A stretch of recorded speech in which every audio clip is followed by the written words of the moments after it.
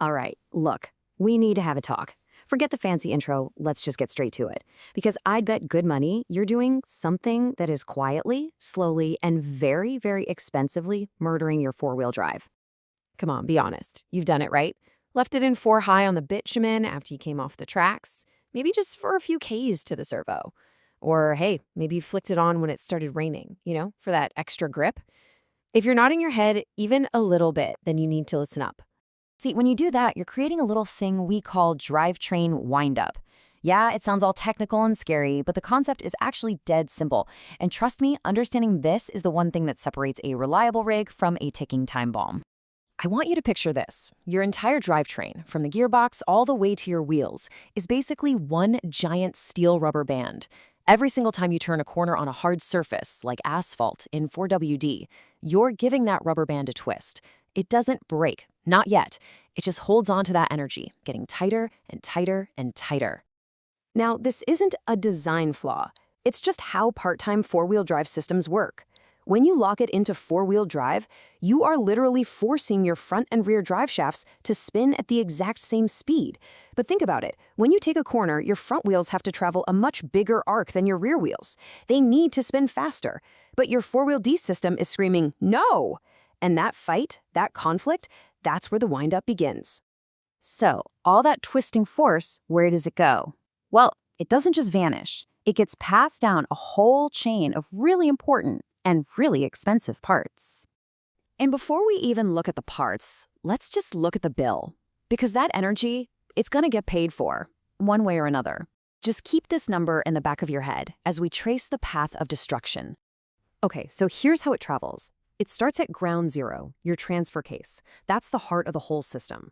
From there, that stress flows down your prop shafts, literally twisting those big steel tubes.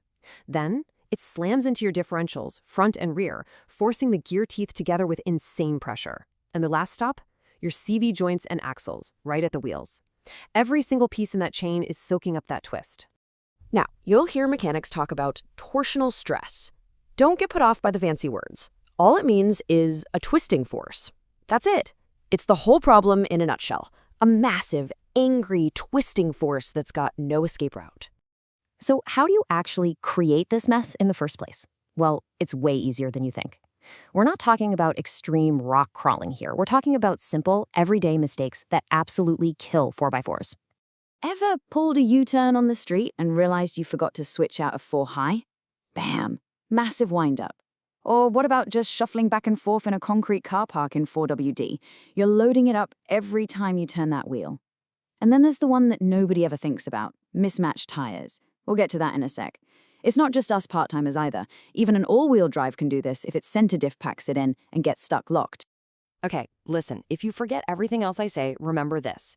Driving in 4WD on a high-traction surface, tarmac, concrete, bitumen, whatever, is the #1 killer. Period. Those surfaces don't let your tires slip to release the tension. So every single rotation of your wheels is just adding another twist to that steel rubber band. It is, without a doubt, the single most destructive thing you can do. Right, now for the sneaky one, mismatched tires. Say you get a flat, so you chuck on your brand new spare, but your other 3 tires are half worn. That new tire is physically bigger. It has a larger circumference, so it wants to travel further with every rotation. But your 4WD system is locked, forcing it to go the same distance as the smaller tires. So even driving in a dead straight line, your whole drivetrain is fighting itself constantly. Just a few millimeters of difference in tread depth is all it takes to start doing damage. So what does this actually feel like from behind the wheel? Well, this isn't an on or off thing. It's a progression. And you absolutely have to know the signs, from the ones you can barely feel to the one you can't possibly ignore.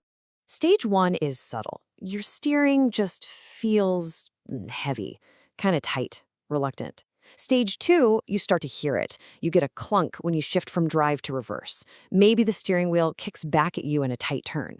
By stage 3, it's brutal. We're talking loud bangs from underneath the car. The whole vehicle might hop or shudder sideways in a turn. And stage 4? Well, that's the big one.